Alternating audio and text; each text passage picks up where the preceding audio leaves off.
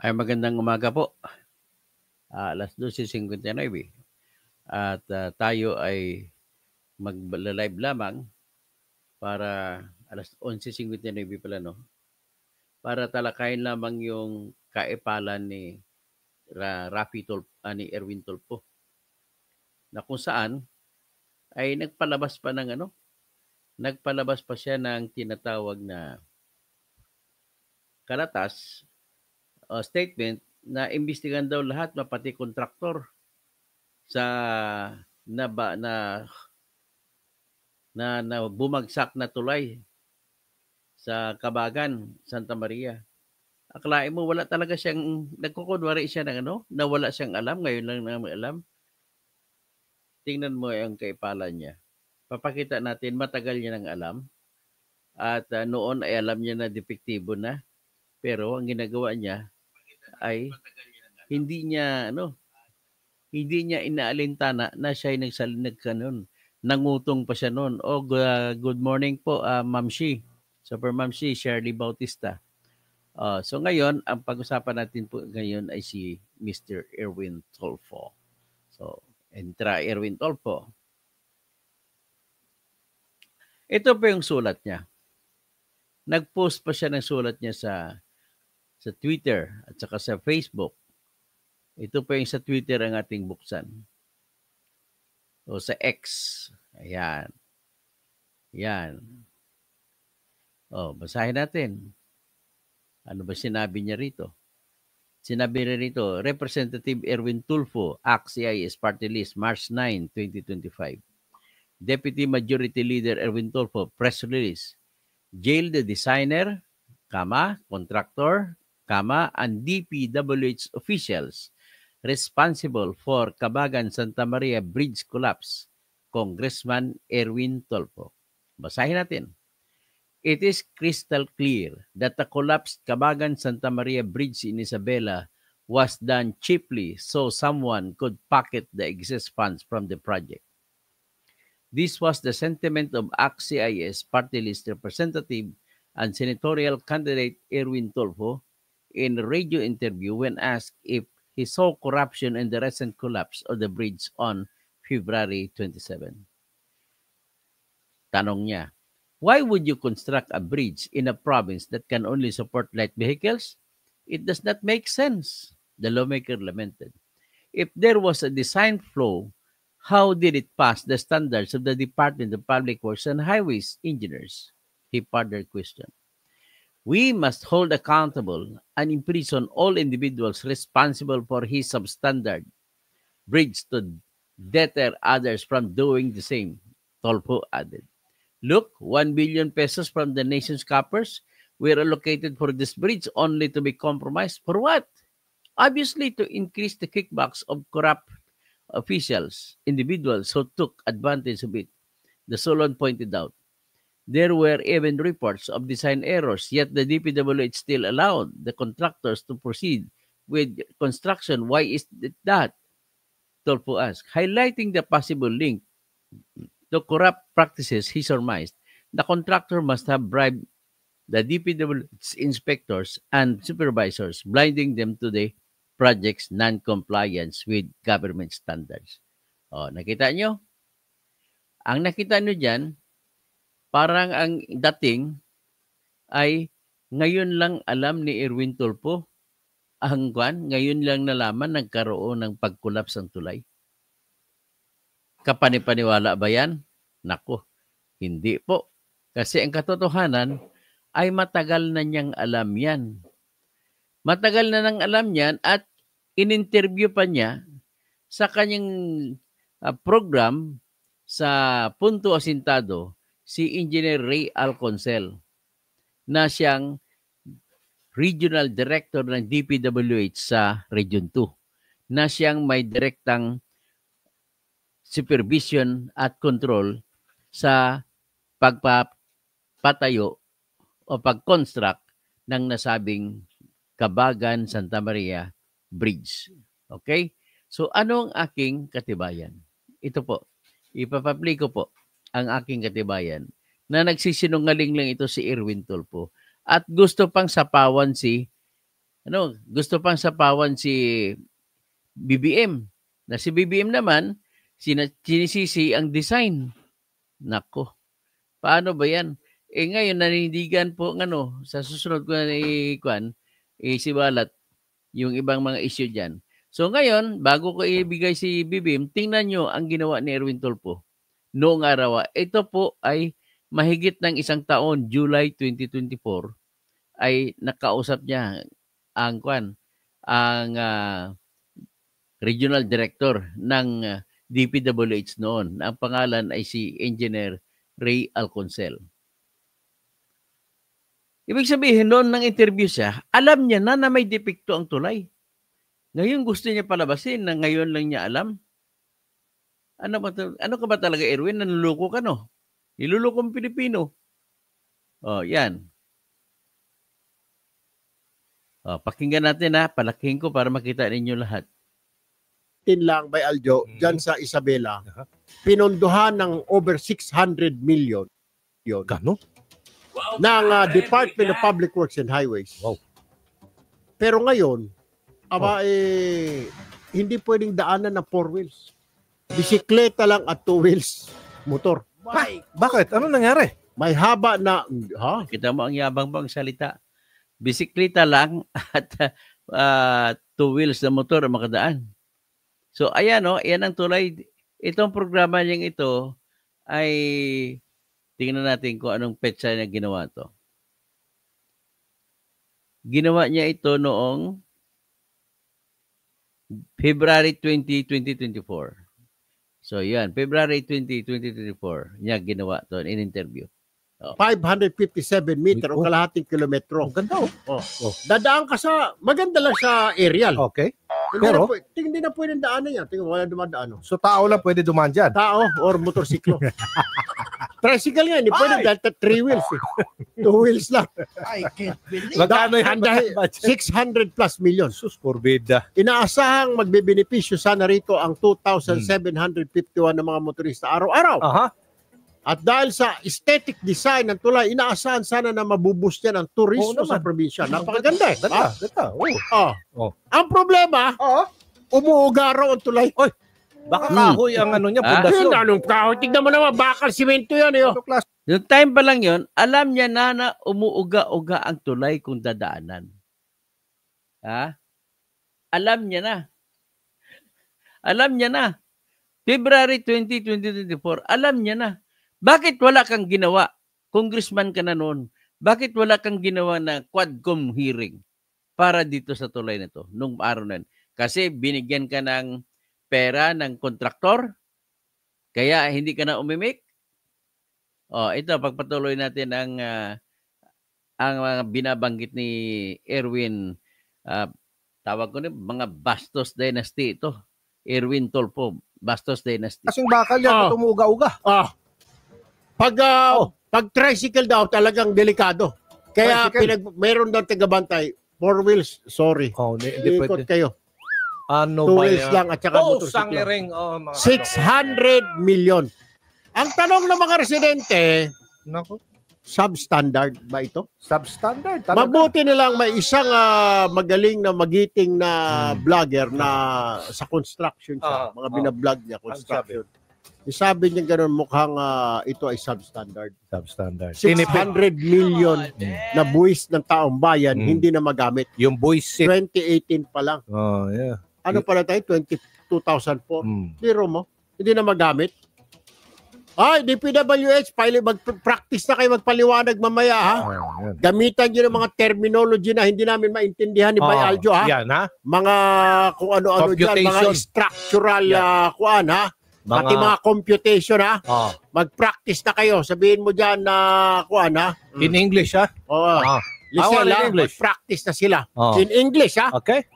Yung mga terminology at saka mga x multiplied by 37 factor 7. Yung mga trash detail na yan. Mga ganyan. Yung mga configure. Kung ano-ano mang binabanggit, wala naman sa equation yun. Wala sa algebraic equation binabanggit mo. Yan, ha? Yung mga slope, mga Pag-aaralan nyo ng Mga practice geometrics. dito mamaya. Dahil isa lang ang tanong ko sa inyo, niloloko nyo ba kami? Yung mga Malinaw pa sa sikat ng araw. mga T-square nyo ginagamit. Yan, mga ha? square root of Practicein nyo 16. na yung mga sagot sa amin mamaya. Pag hindi masagot, Ay, alam mo na. Patawag ka agad dito. wala kayo. Magpaliwanag kayo. Pero mo, 600 million, tapos motorsiklo lang ang pwedeng dumaan. Kalukan! Tingnan mo, sa gilid pa yung dumadaan yung motor. Mga talentado talaga itong mga to. Mga bastos. Doon ulit sa ilalim dumadaan yung mga sasakyan. Kaya pala naglagay ng tulay dyan na para talaga sa mga sasakyan. Of course, nasa linya na ng ating telepono si DPWH Region 2 Director Engineer Ray Alconcel. Magandang umaga, District Engineer Alconcel. Sir, this is Erwin Tulfo Hindi district engineer, regional director. and Aljo Bendijo. Live po. Yes po. Good morning po. Good RD. morning. Morning. RD. Hello sir, good morning po. Sa inyong Magandang umaga, Sir Anjo Bendijo. Aljo Yes, sir. Bendijo po. Yeah, di. Yes, sir. Ano ho nangyari dito? Alam kong bago lang ho kayo dyan at hindi ninyo panahon nang itayo itong tulay na ito. So wala pa kayo, hindi pa kayo RD. Pero ano ang report sa iyo? Bakit umuuga-uga na itong tulay na ito na tinayo lang ito noong 2018 at the cost of 639 million pesos lang naman na galing sa bulsa ng mga tao, ngayon ay hindi na madaanan ng four wheels. Ano po explanation daw sa inyo ng pinalitan mo, District Engineer? Kita mo ang tanong niya, alam niya, ang reklamo sa kanya, umuuga-uga ang tulay. February 20, 2024 yan. Tinanong niya si Regional Director Engineer Ray Alconcel. RD sir, correction sir, RD. RD. RD. Yes, sir. Sorry. RD. Yes sir. Sir, okay lang sir. Good morning sir uli. Actually sir ito, to give an overview of this project, this was designed and bid out in the central office sometime in 2014. Okay. So yung preparation po ng plano nito 2013. So ang papel lang po dito ng regional office during that time is we will only implement. Okay. We will implement the project. So yung implementation, nasunod naman yung plano, may mga occurrence na kagad ng crack. Mga hairline crack na gano'n, mga cracks ng occurrence noon. So tinuloy pa rin namin ito. Gawa nga ng hindi yung pwedeng itigil kasi nagkaroon ng problema yung mga naitayo ng structure. Ang kukontra, kumbaga, lalong titibay pagka mapag-connect. Ibig sabihin, nagkaroon ng problema pag-construct. Yan. So, sir, nung nakakonect na, naitayo na, lalong nakita na kayo ng mga cracks. So, we requested for a third-party audit para ma-audit nila itong tulay. So, nakita nila na yung nag-aamit pala na design ito is yung 1997 code, which is the National Structural Code of the Philippines. Ngayon, noong 2015, nag-release ng department yung bago na po, yung bagong code na.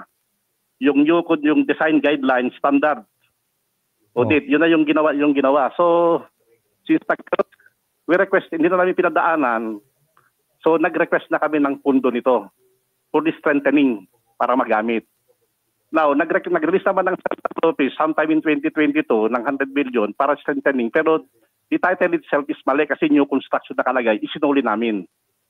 Ngayon, nagkaroon pa ulit ng linitor itong 2022, lalo nag-rebate yung mga cracks. So, we requested another funds. So, na-release naman ito ng 280 million para magawa na. So, ngayon, Ibig sabihin, February 20, 2024, ay alam na ni Erwin Tulfo na may problema, may mga cracks kuno. Hindi ko alam kung hairline cracks lang yun o temperature cracks lang yun o ano. ongoing na po yung... At walang ginawang investigasyon sa House of Representatives. Hindi man lang binitbit sa Quadcom ito ni Erwin Tulfo. Yung tulay. And hopefully by this year, magagawa na. Madadaanan na. Ang tanong ko naman dyan, Mr. Erwin Tulfo, bakit hindi mo pinaimbestigahan yan sa committee mo? O hindi mo dinala roon sa committee ng good government o di kaya sa committee ng ng Quadcom?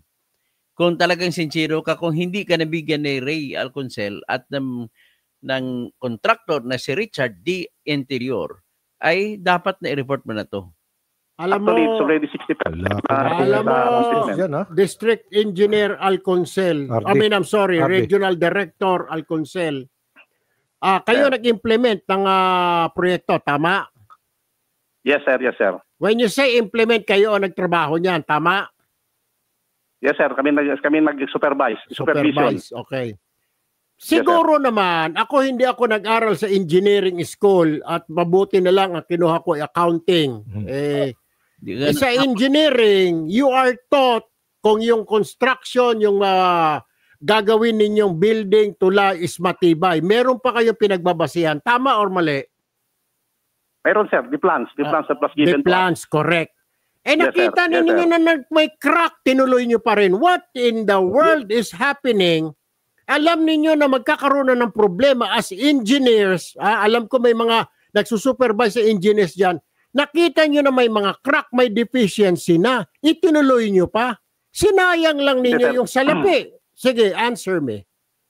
Yes, sir. Kasi ang instruction of the Bureau of Design is kailangan na idugtong para hindi humina kasi hahatakin niya kasi nandun na kasi, sir, noon. Yung Regional Director, okay? Nakita mo na may crack, mayroong problema. Doon pa lang sa materialis may problema na. Idudugtong mo yan. Ang idudugtong mo, pareho pa naman. Sir, hindi po ako engineer, pero how can you reinforce another section of the tulay kung pareho lang rin ang gagamitin ninyong composition ng mga materyales? Sige nga. Sir, ganito kasi yun, sir. Yung kasi ginawa yan, salubong nung ginawa ng contractor yan. Kasi face by face Okay. yung salubong. I know, okay. Mo nakatenga, Alam mo, yung ano. yeah, listen to me.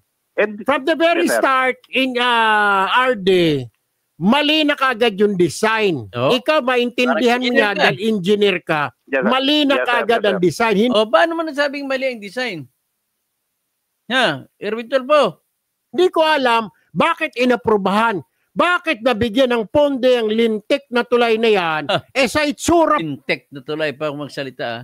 pa lang, pamporma lang yan, hindi madaanan. Tignan mo lang naman, Tignan mo yung mga poste sa ilalim. Sos, Mario Josep. Kasi laki lang ng hita ko yung mga poste na yan. Paano dadaanan ng 4 na wheels yan? Hindi ka nakakaintindi sa engineering design. So, saan para ba siya? Maliit na poste. Hindi naman poste ang problema dyan. Kaya dapat na talaga dumaan dyan, mga pato, mga ibon, at saka motor at bisikleta, itik. Mga pato daw, ibon, mga itik na lang pwede duman dyan. Mali, sir, hindi ako nagagalit sa iyo. Nagagalit ako sa dating administration dyan. Bakit lumusot yan? Bakit pinatapos yan tulay na yan?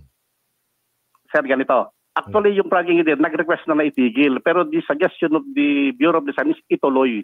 Sabihin mo sa Bureau of Yan po Design, yung ano. sino yung Bureau of Design yan? Itutuloy kahit na kahit mailalagay sa balag ng alanganin ng motorista. Sige, tell me. Mas Sino ka? Para sabihin mas magaling ka pa sa designer, sa engineer.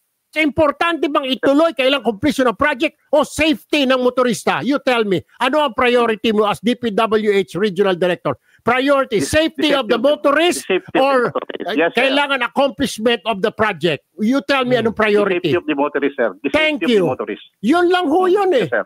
Pwede Yes, sir. mong ilaban sa korte yan, kahit na masuspindi ka, marilib ka sa trabaho mo, sasabihin mo, sir, safety po ng tao. Siguro, mamahalin ka pa Yes, ng sir. taong bayan for doing so. Ma-mitigate.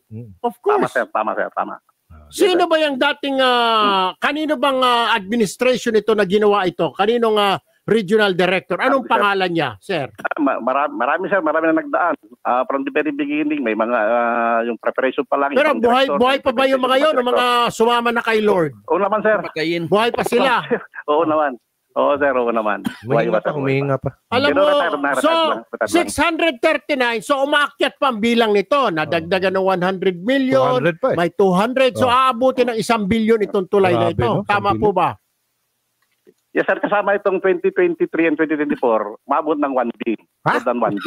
1B. More than 1B, sir. Kasama itong completion na itong strengthening na ginagamit namin ngayon, which is 276 million, and another 120 para na sa kabuuan na, para madaanan na by September. Okay, tanungin kita as regional director. Sino ang dapat managot sa kapalpakan sa project na yan? Diretsahin niyo po ako.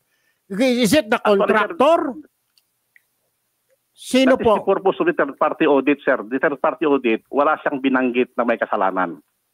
Nung nag-request kami ng third party audit, kasi nga, duda na daw ditong mga project engineer, nag-third party audit na kami. Okay. So ito na yung mga lumabas, strengthening, wala siyang nilagay doon. Sino yung third party audit na yan? Ano pang pangalan ng third party? Is that a company? Is that a private firm?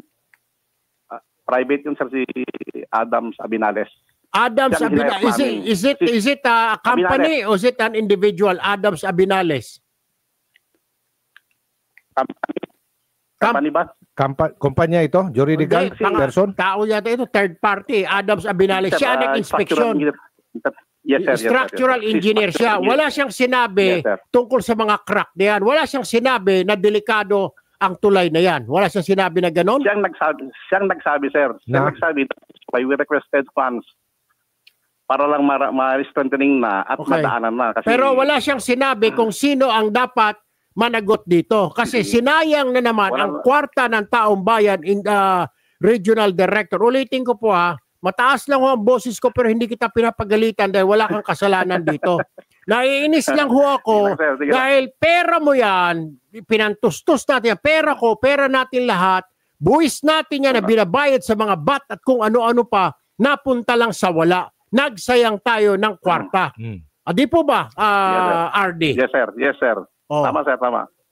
Tapos, balikan mo yung Adams Abinales na yan. Sabihin mo, pinapatanong namin ni Aljo, sino ang dapat managot dito?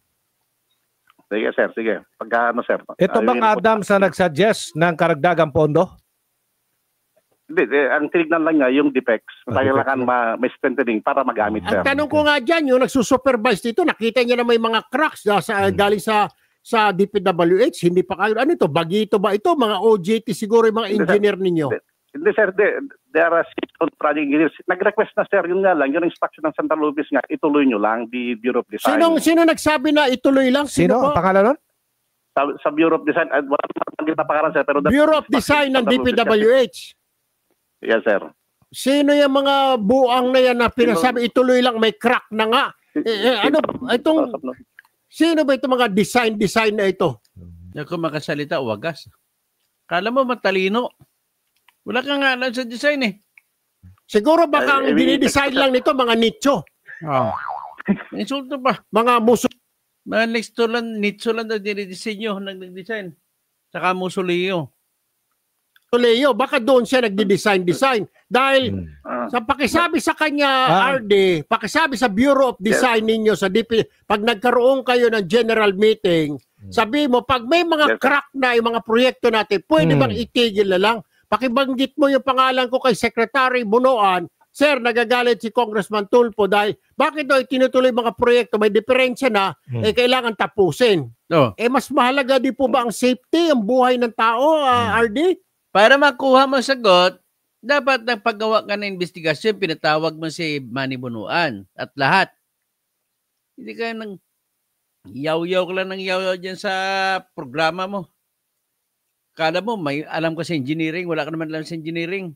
Sabi mo, nag-accounting ka. Ano bang alam mo sa accounting din? Alam mo yung debit? Alam mo yung credit?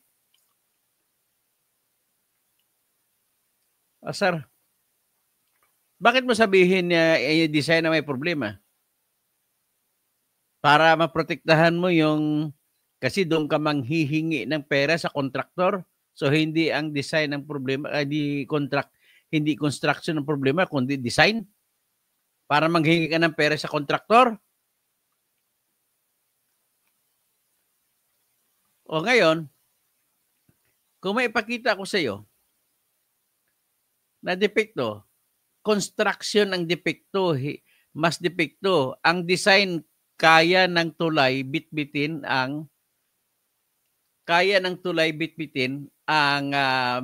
ang bigat ng ang bigat ng dump truck. At napatunayan na 'yan. Ipapakita ko sa iyo. Saan ba 'yon?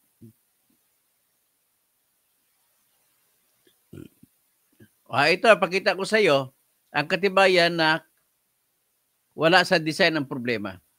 Erwin, makinig ka!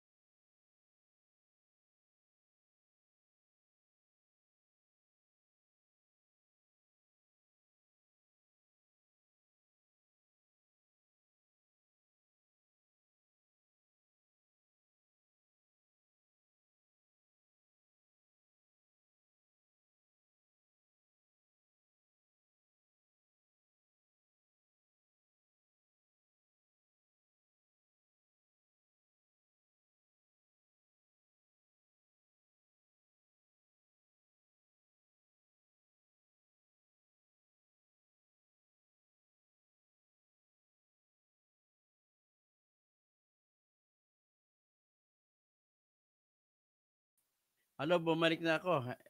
May umatake sa akin. Okay. Ay, malamang si Erwin naman to. Napansin ko talaga kapag si Erwin ang binibanatan ko, maraming mga hacker siya. Hinahack ako. Oh, ngayon, ang gusto ko lang sana ipakita ng bandang huli, yun yung pruweba na hindi design ang problema.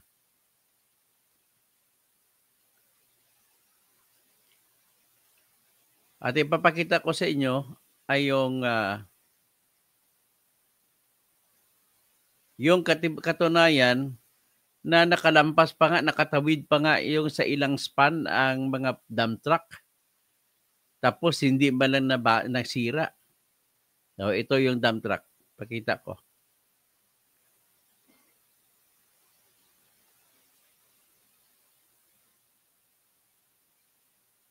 O yan, ang dump truck sa tulay. Pumasok sa tulay, nakabagan.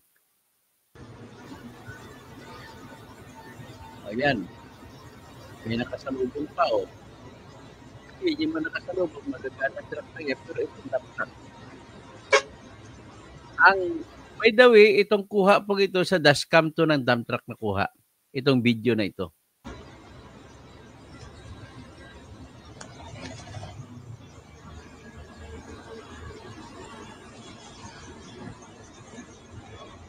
Yan. Babagal ang takbo ng para na, okay. Para hikyo lang.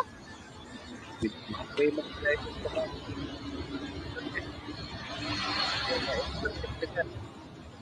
Nag-overtake na po na. Ayun, nagmangarap tayo. Nag-overtake na po.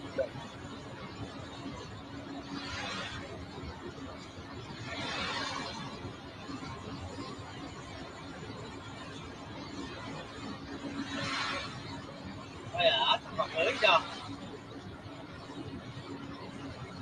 Yes. Tulog na nga magkapalang ko. Nalampasan yan. Hindi mo na nakira. Sinaw na No. Nalampasan yan. Hindi kumakuha, dapat kumati ulit niya. Nalampasan yan. Walang problema yung design. Hindi mo kuha. Pasular ka talaga kita? Sige na. Sular siguro.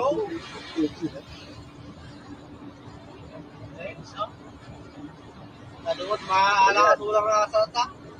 Dito siya nabagsak. Tingnan nyo. Ayan, pagkasunod sa span, check in span.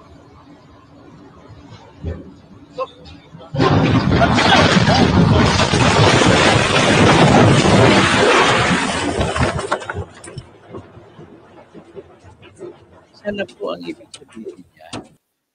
Ang ibig sabihin niyan, walang problema sa disenyo. Bakit nakatawid? Doon lang, hindi pa nga nakatawid ang dump truck. Actually, yun yung sa tingin ko, yung talagang dump truck na nahulog doon So, kung nahulog siya at nakalampas iba, walang problema sa design. Ang problema sa construction na nagkaroon ng mga substandard na pagkukonect kasi tandaan niyo yung sahig ng tulay, sahig ng tulay ay may arko ay nakalambitin sa rod. Dapat yung paglambitin ng rod, dapat konektado ang connection matibay. Ang arko hindi nasira, tandaan niyo, ang arko hindi nasira. Kung matibay, kung hindi nasira ang arko, ibig sabihin tama yung disenyo ng arko. Pag makita nyo dito mamaya, ipakita ko sa inyo, ang bumigay ay yung connection ng mga bakal papunta sa arko at papunta sa sahig ng tulay. So ipakita ko sa inyo ngayon ang isa sa mga koneksyon ng tulay, na koneksyon ng rod.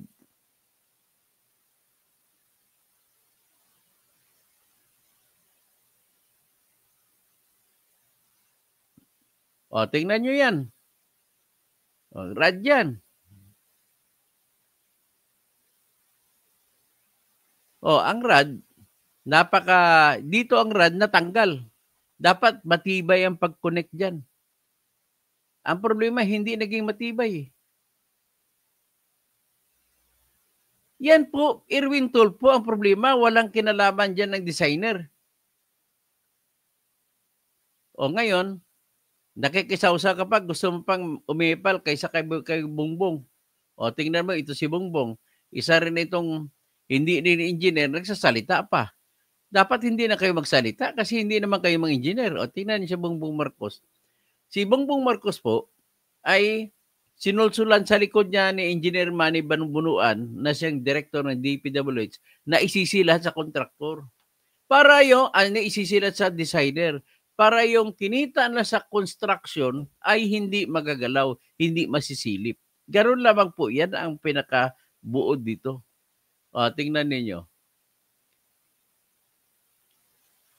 Yan, Pinoy design daw. Walang problema ang design dyan.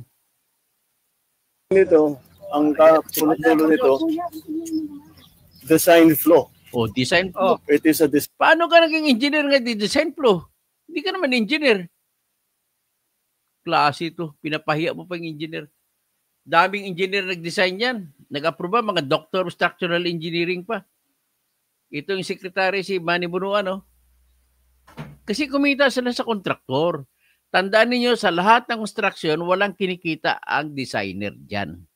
Ang kumikita lagi dyan yung nagkukonstruct. At kasama niya dyan mga politiko, mga district director, regional director, at ang secretary. Yan ang kumikita dyan. Nito, ang punot-dulo nito, design flow. It is a design flow. Mali yung design. Ay, nako. Ang history kasi nito, Hindi ka nga nakagraduate ng college Masabi ka, design flow. dapat ang funding nito was supposed to be, ang project cost nito is 1.8 billion. So, binawasan.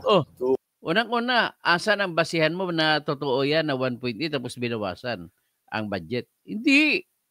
Kahit binawasan ang budget, hindi gagawa ng disenyong engineer na masisira ang tulay. Under 1 billion para makamura. Ayan, inayos ngayon, ginawa ngayon yung detailed design. Design is really weak. Design is really weak. Anong klase ito? Napaka-unprofessional mo naman, Mr. President. Ito, ang punot-dulo nito, design flow. Sino pa may mas alam sa inyo? Ang alam ko, yung mga nag-design ay Doctor of Structural Engineering yan. Nako, pareho lang kayo ni Tulfo It is a design flow. Mali yung design. Ang history kasi nito, dapat ang funding nito was supposed to be, ang project cost nito is 1.8 billion. So, binawasan to under 1 billion para makamura. Ayan, inayos ngayon, ginawa ngayon yung detailed design. Design is really weak. Yeah. Hindi ko niwala sa iyo. Jack maawatan. Mr. Tulfo? Nito, ang punot-dulo nito, maghanap tayo ng iba pa.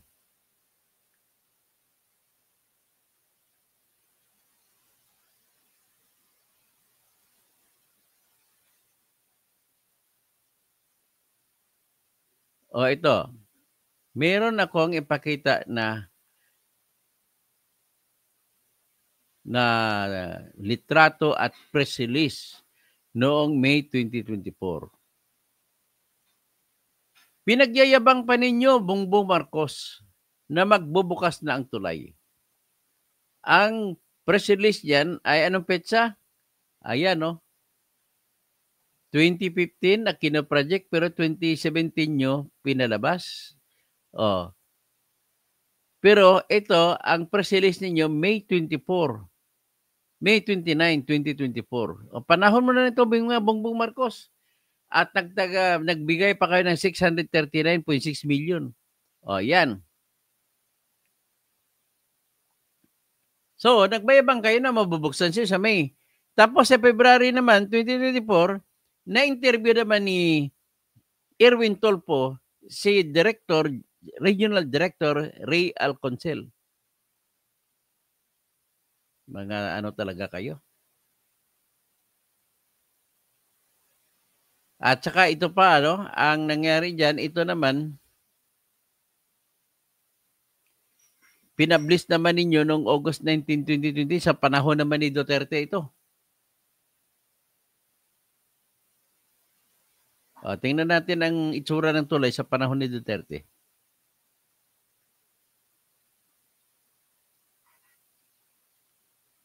Ayan. Sa panahon ni Duterte, kumpleto na. Gawa na. Pero hindi pinapatawiran. Ayan, ang sahig na ginawing na, very obvious na binago nila ang sahig. Itong sahig din may disenyo, may kulay parang brown.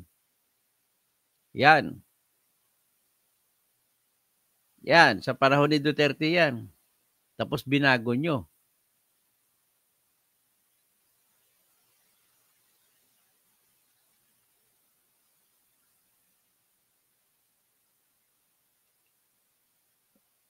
Pakinggan pa natin ulit si Bongbong Marcos. Na nag-injury ng marunong.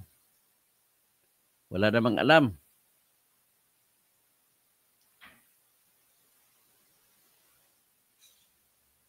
Ayan. Design na inspection na natin. Nandito si Secretary Manny Bunuan para nga explain kung ano yung nangyari dito. Ulitin natin. Na inspection na natin. Nandito si Secretary Manny Bunuan para nga explain kung ano yung nangyari dito.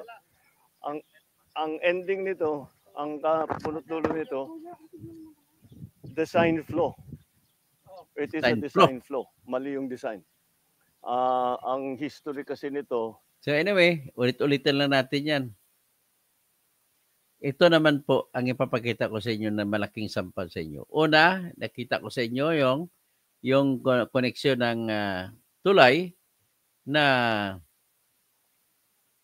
hindi walang magandang koneksyon ang mga joints o connection ng mga tulay sa kanyang rod doon sa arko na nagbibitbit sa sahig ng tulay.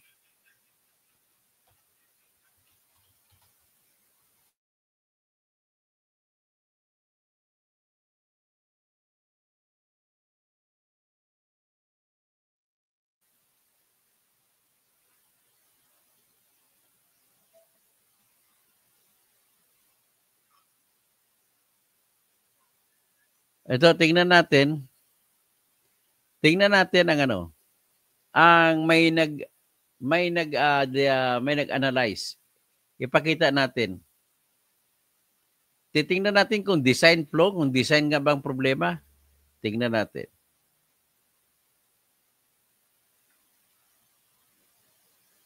Ito, contribution naman ito ni Budol Badis.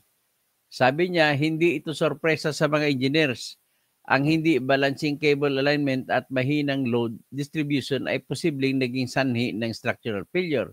Sa cable-stayed bridges, ang uneven movement distribution ay maaaring magdulot ng stress concentration na humahantong sa collapse. Dapat lang bang sisihin ang disenyo o may talagang factors na maglalaro? Ang nag-construct, tingnan nyo, bakit natanggal ang tulay doon sa nakakabit, sa pinagkakabitan niya na rod, na steel rod. Ang isa may depekto dito, yung pagkabit ng tulay, yung sahig, dapat po ay dire-diretso yan, walang putol na steel, ang haba. Ang problema, nabali, ibig sabihin may dugtungan. Dinugtong ninyo. Yan ang pinaka-problema. Ang kasunod, although may design problem, pero minor lang yan, pwede pa ma-cure. Ang design problem na nakikita ko, dapat may diagonal brace na rod ang ilalagay. Ang problema, walang diagonal rod ang nilagay. Kaya, kung walang diagonal rod, ang hindi, para umuga-uga siya. Kaya kung may diagonal rod, hindi siya uuga-uga. Kasi naagaw siya nakokontrol siya.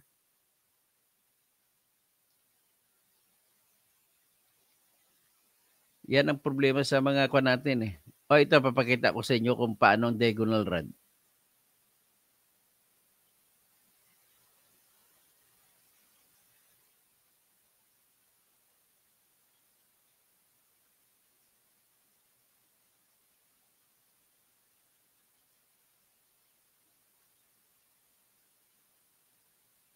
Sana ba yung diagonal rod na aking nagawa?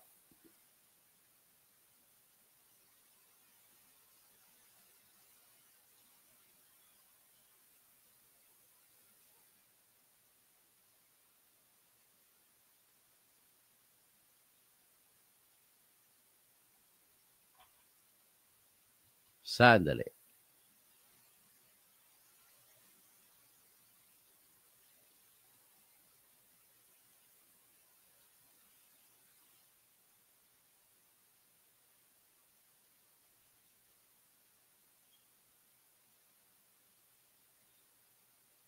Sandali lang.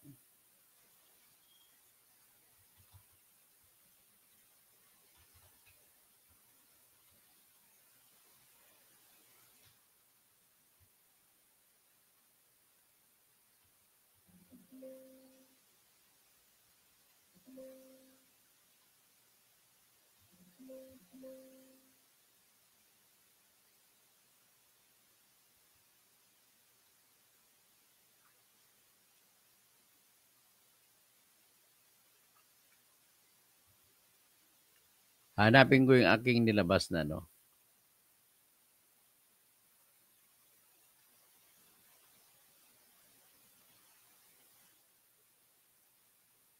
Para ma-share ko sa inyo kung pakita. Ito, may papakita ko kung paano ang paglagay ng ano. Ang paglagay ng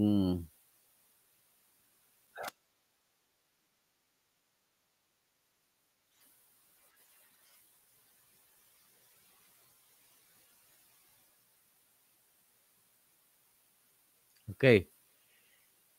May papakita ko sa inyo na earlier live ko kung saan pinakita ko ang diagonal brace. Alam na mga engineers na nanonood dito ngayon yan. Kung anong ibig sabihin ng diagonal brace. Ito, ang nakita ninyo, yan po ang original design pero hindi 5, 6 na rod. Pero drawing lang ito ng mga engineer sa Facebook, 6 lang. Pero i-play natin at makikita natin po yung ginawa ko na diagonal. Naghahawak sa sahig ng tulay. At kinakabit doon sa arko. Yan, o yan. Ganon lang siya kasimple. So, ang tanong ngayon, paano ang gagawin pag ganito, pag umalog-alog, ibig sabihin, pwedeng gumalaw atras sa bante ang sahig. Pwedeng gumalaw atras sa bante. So, kung pwede siya gumalaw atras sa bante, darating punto, pabalik-balik siya na mahuhulog siya. Yan po ang nangyari dyan sa tulay. So, ano gusto ngayon ang mangyari? Ito, suggestion ko sana, kung ako nag-design dyan, at itong suggestion ko po ay ito rin po ang aking gustong gagawin ng lahat ng pag mag-repair sa tulay na to. Sandali lang, kukunan ko muna litrato yung din-drawing ko.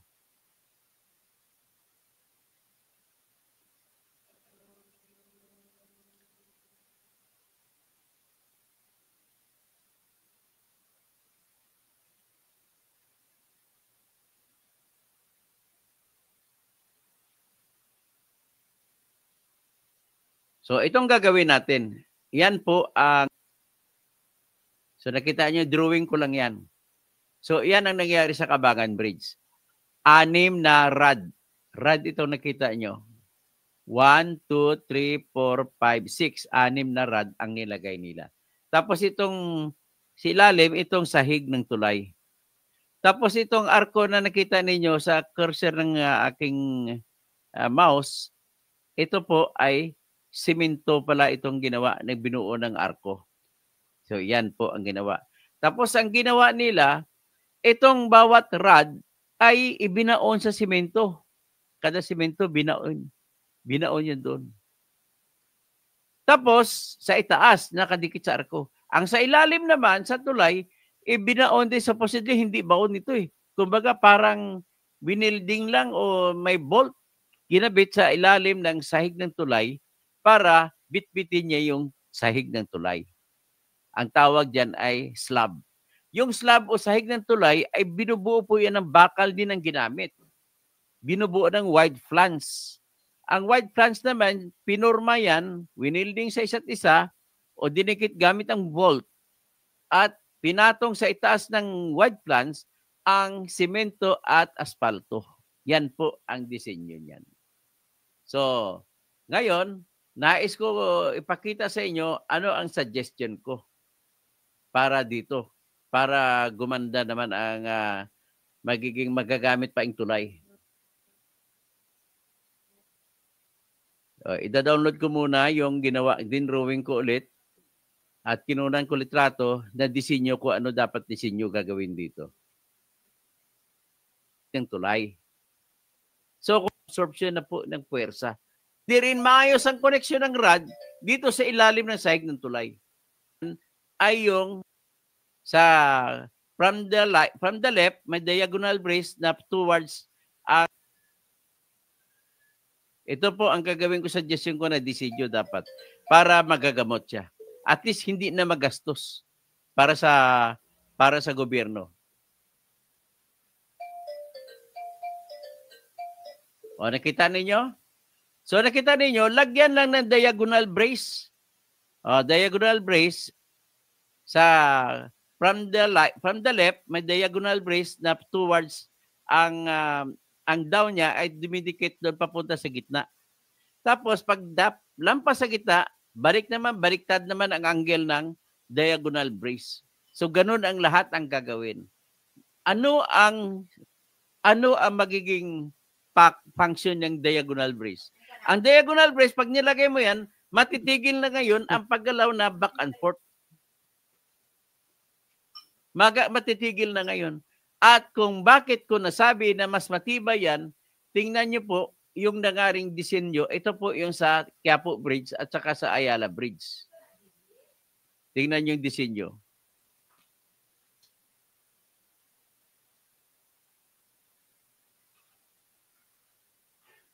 O yan. Nakita ninyo, yan ang Ayala Bridge at saka yung Quiapo Bridge. Parehong design yan. Ang gumawa po nito, ulitin ko lang, ay ang nagdisenyo ng Eiffel Tower doon sa Paris, sa France.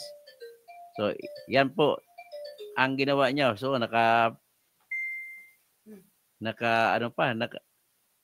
nakasulat ano pa siya? Sulat Frances. So, siya ang yung French architect o engineer na yon ang kinuha ng American government para magdisenyo ng mga tulay na yan. So, nakita nyo ang depekto? Ganon dapat. Oh, so ngayon, ang problema dun sa unang depekto, huwag na po nating gayahin yun. Wala muna akong sisihin kung sinong gobyerno ang may kasalanan nito. Kasi unang-una, hindi mo pwede sisihin si Gloria Arroyo. Sa panahon pa ni Gloria Arroyo, nangyari po ang disenyo, pagkagawa ng disenyo. Ipasok ko muna dito yung Cabagan Bridge. Paano ginawa?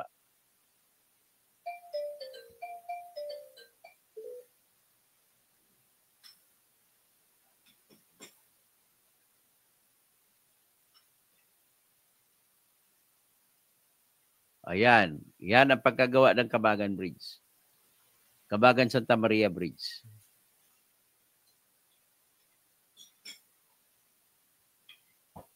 Tingnan natin. So nakita niyo yung ginawa yan. Makita niyo yung cursor ko. Ito pong arko na ginawa nila. Naggumawa sila ng hulma sila. Sa hulma nila, halata mo na sa gitna ay walang simento. Kumbaga, ang simento parang square box lang ang nangyari. O sa labas lang ang buhos ng simento. Sa gitna niya, wala siyang simento. So, magaan ngayon ang arko at hindi mo siya ang wala siyang humina yung tinatawag naming dead weight o kanyang sariling bigat. Na sa ganitong disenyo, dinidesign ng mga engineers na kaya niyang hatakin para hindi mahulog ang mga sahig ng tulay. Tingnan mo paggawa ng sahig ng tulay, yan, steel yan, no? Pinagdikit-dikit. Tapos papatungan yan ng simento at saka asfalto. Pag tingnan mo sa gilid, yung tie rod, 6 na tie rod lamang ang nilagay. Yan po ang disenyo na nangyari dito sa ating sa Kabagan na tulay. So ngayon, ibalik ko yung disenyo ko na gagawin na sana ay ito ang susundin ng Philippine government, ng DPWH. Ayan.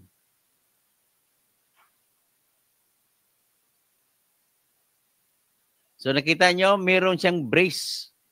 Dapat ganun ang gagawin. Sayang ba naman ang tulay na to? Napakaganda. Hindi sana nawala ang ganda niyan kung inayos. So titingnan natin ngayon ang ganda ng tingnan mo ang ganda ng tulay sa panahon ng tigbaha. Alam mo kung bumaha diyan sa sa Cagayan River, parang umaapaw na lahat ng lupa ay tinatabunan ng tubig. O, tingnan mo, yung huling baha na hindi pa sira yung Kabagan Santa Maria Bridge.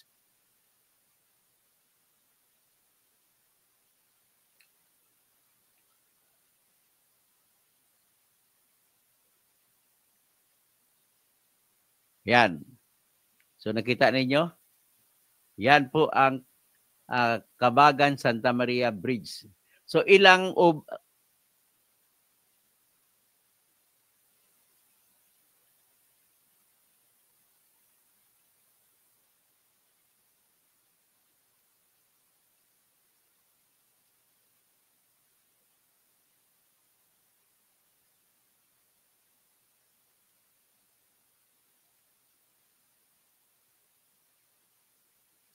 So anyway,